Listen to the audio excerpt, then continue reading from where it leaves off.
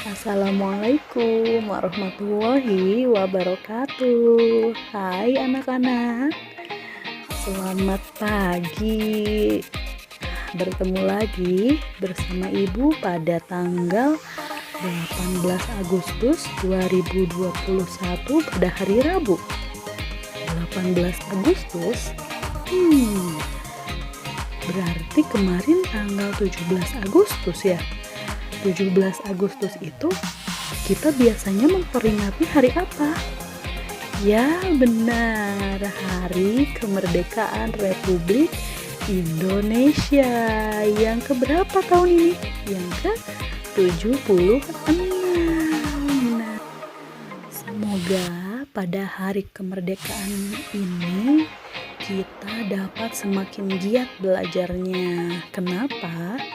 Karena pejuang kita yang terdahulu sudah menumpahkan darah dan berusaha untuk merebut tanah air ini dari penjajah. Nah, kita sebagai pelajar yang baik ada kalanya harus menghormati jasa pahlawan tersebut. Dengan cara apa? Dengan cara belajar dengan tekun, dengan semangat agar apa? Agar perjuangan para pahlawan kita itu merebut tanah air tidak sia-sia. Kenapa tidak sia-sia? Jika kita sekarang masih dijajah, kita tidak akan ada seperti ini. Kita juga tidak akan bisa belajar ataupun tidak akan bisa menikmati kehidupan selayaknya sekarang. Jadi kita harus bersyukur dan banyak berdoa untuk pejuang-pejuang kita yang terdahulu ya. Semangat belajarnya. Oke, tingkatkan lagi belajarnya. Semangat, semangat, semangat. Baik, hari ini temanya juga merah putih ya.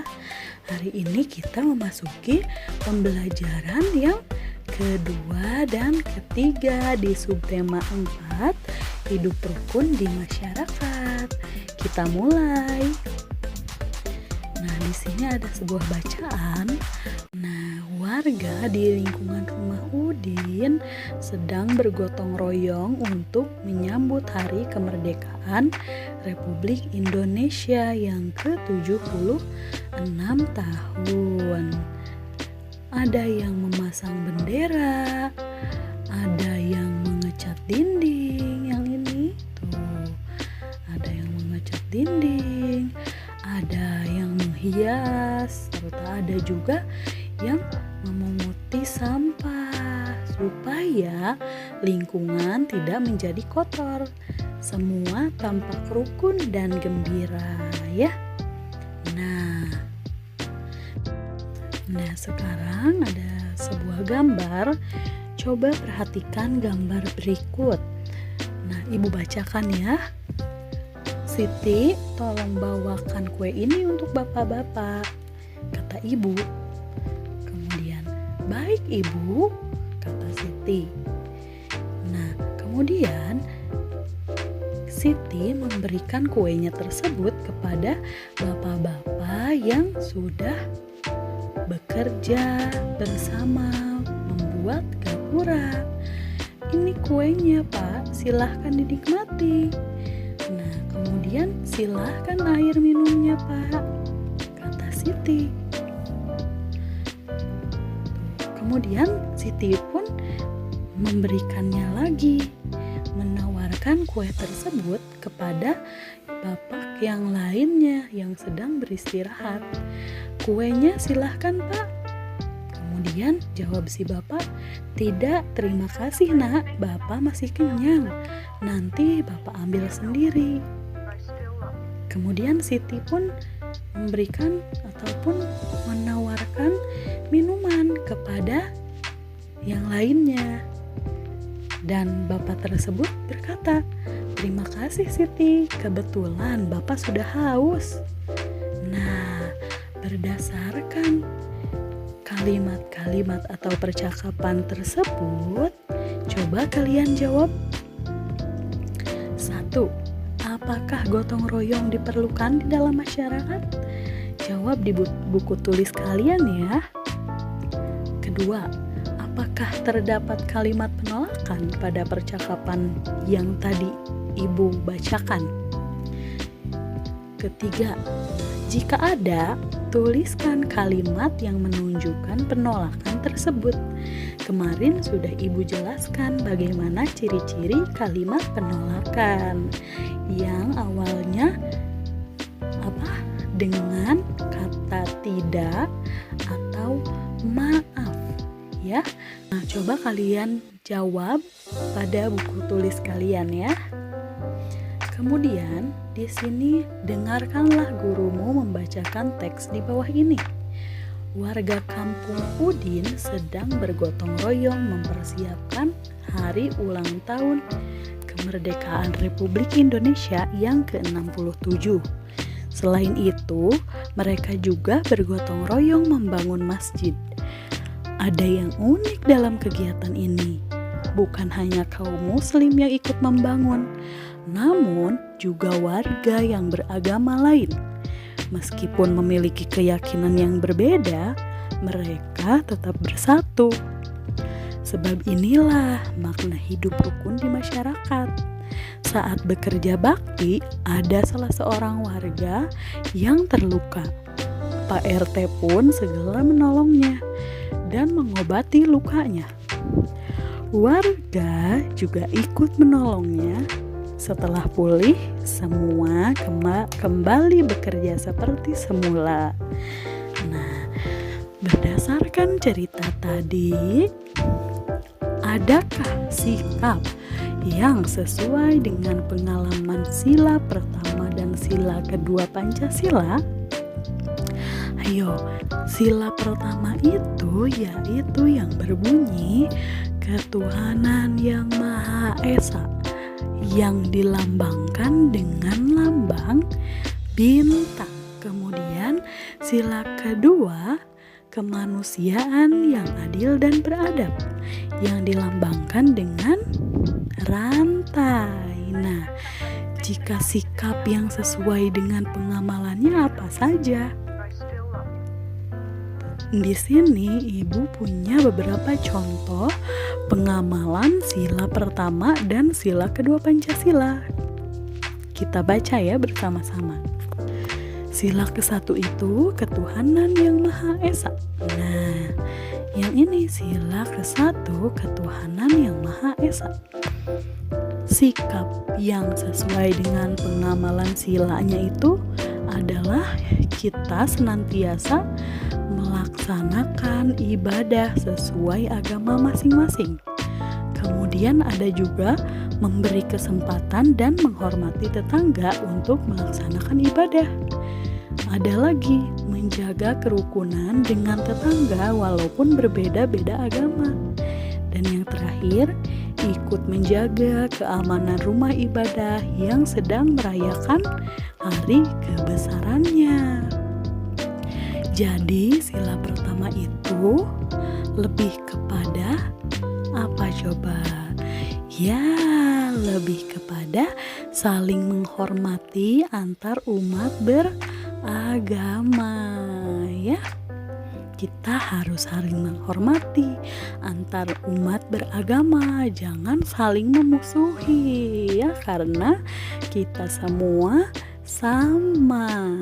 Kemudian sila yang kedua, pengamalannya itu ada bunyinya dulu deh. Bunyinya sila kedua itu apa? Kemanusiaan yang adil dan beradab. Sikapnya itu kita senantiasa menyapa tetangga saat berpapasan, memberi bantuan kepada orang yang lebih membutuhkan, kemudian menolong sesama dan menjenguk tetangga yang sedang sakit. Nah, sila kedua Pancasila itu lebih cocok kepada kebaikan untuk orang-orang yang ada di sekitar kita ya. Jadi jika kalian tolong menolong dengan teman kalian atau dengan ibu ayah kalian, itu merupakan pengamalan sila kedua Pancasila ya. Diingat-ingat. Nah, sekarang kita lanjutkan.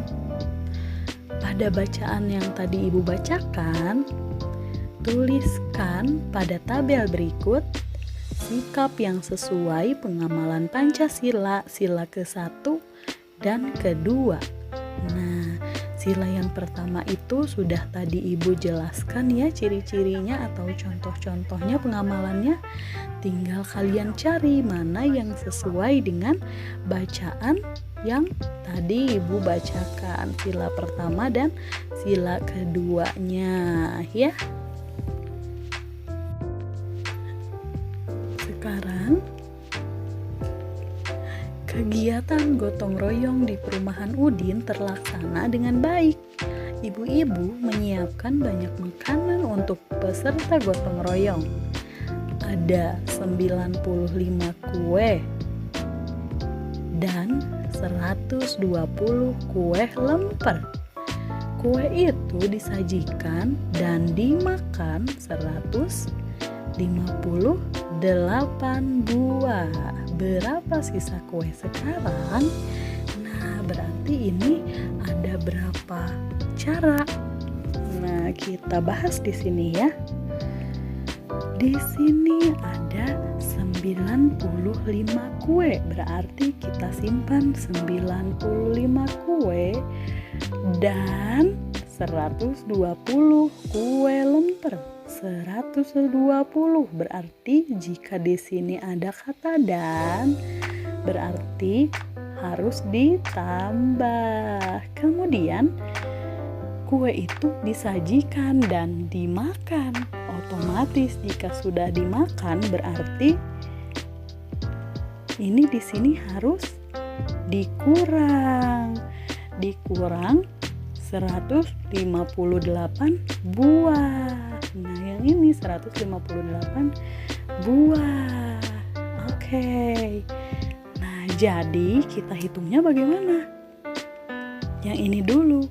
Jumlah kue seluruhnya itu ada 95 ditambah 120.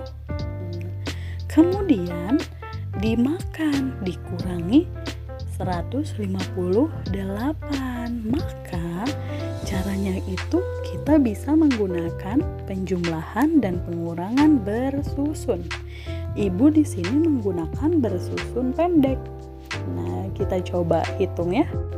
Nah, di sini 95 ditambah 120. Harus diingat untuk penempatan harus sejajar antara satuan, puluhan dan ratusan. Yang mana di sini yang satuan? Yang ini. Nah, yang ini merupakan satuan. Maka ditulisnya harus sejajar. Kemudian yang puluhan yang mana? Yang ini. Ini puluhan, harus sejajar puluhan dan puluhan. Dan ratusan karena ada sendiri maka tidak ada di sininya. Jika ada berarti harus sejajar juga. Kemudian untuk yang pertama kita harus menghitung itu yang mana? Yang satuan terlebih dahulu, yaitu yang belakang, yang ini. Yang ini yang pertama harus kita hitung. 5 ditambah 0 hasilnya 5, dan kita juga mengisinya harus sejajar dengan satuan ya. Kemudian yang kedua yang kita harus hitung itu karena yang 5 ditambah 0 yang ini sudah ada hasilnya, jadi kita menghitung yang depannya lagi, yaitu 9 ditambah 2 berapa? 11. 11 itu bagaimana menulisnya? 1 dengan 1. Nah, karena ini puluhan, maka kita simpan dulu ya. Yang harus disimpan di sini yang mana?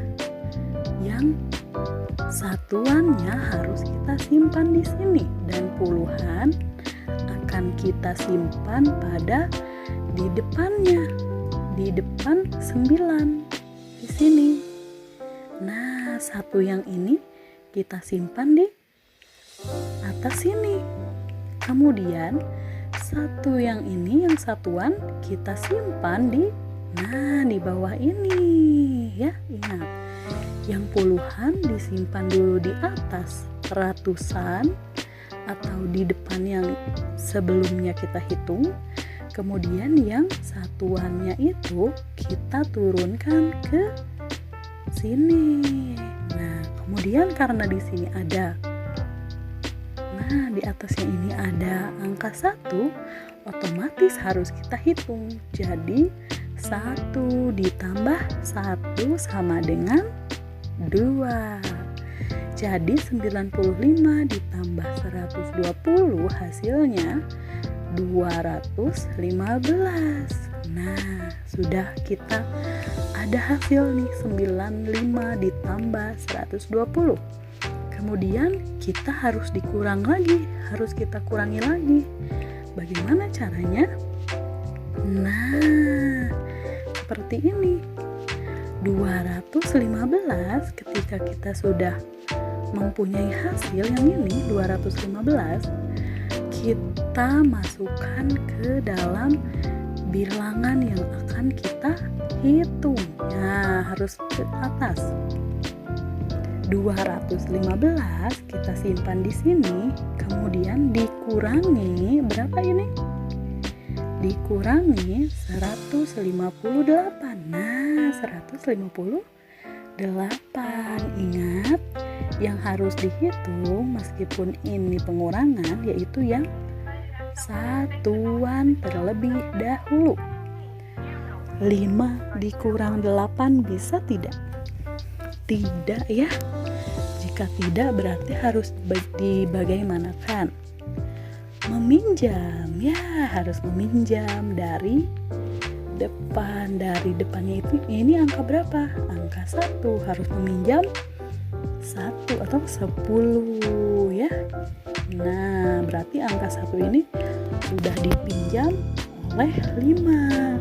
Berarti kalau sudah dipinjam 1, berarti angka 1 ini hasilnya menjadi 0 ya. Dan yang 5 ini menjadi berapa? 15, karena sudah meminjam 1 dari angka yang ini ya. Oke. Jadi 15 dikurang 8, 7. Nah, sekarang yang puluhannya kita hitung. 0 dikurang 5 bisa tidak? Tidak. Karena tidak berarti kita harus meminjam lagi. Dari berapa? Dari 2. Meminjamnya berapa? 1. Berarti 2 dikurang 1. 1. Nah, berarti 2 ini sudah menjadi 1 otomatis. Nah, yang ini karena 0 kita kasih 1 di sini. Berarti ini jadi 10. 10 dikurang 5. 5. Kemudian 2 ini jadi berapa?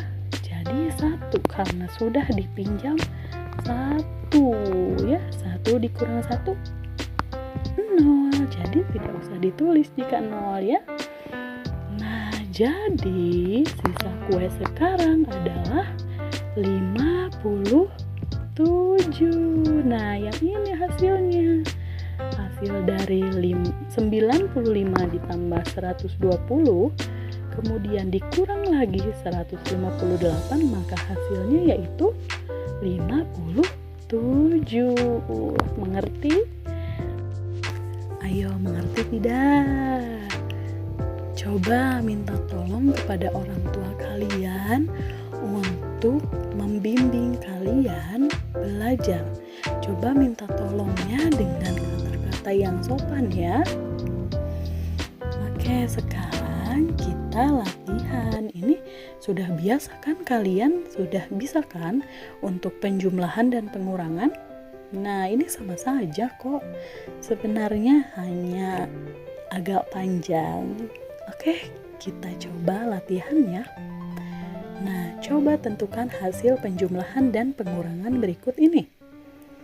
Coba tulis pada buku tulis kalian seperti tabel yang ada di bawah.